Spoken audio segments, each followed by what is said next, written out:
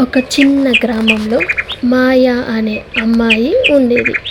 తను ఎంతో దయగల మనసుతో, ఎప్పుడు చిరునవ్వుతో ఉండేది. అందరితో మంచిగా ఇంటి పనులన్నీ చేసుకుంటూ, అందరికీ సహాయం చేస్తూ, చిన్న చిన్న విషయాల్లో ఆనందాన్ని చూసుకునేది. తన ధైర్యాన్ని, తన ఆత్మవిశ్వాసాన్ని ఎప్పుడూ వదల్లేదు. ఒక శుభముహూర్తాన పెద్దలు అందరూ కలిసి మాయాకు ఒక పట్నం కుర్రాడితో వివాహం చేశారు.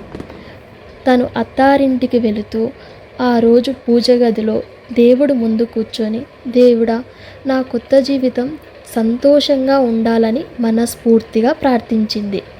అది చూస్తూ ఆమె భర్త మాత్రం ఈ పల్లెటూరు అలవాట్లు ఎప్పుడు మారుతాయో అని చిరాగ్గా అక్కడి నుండి వెళ్ళిపోయాడు.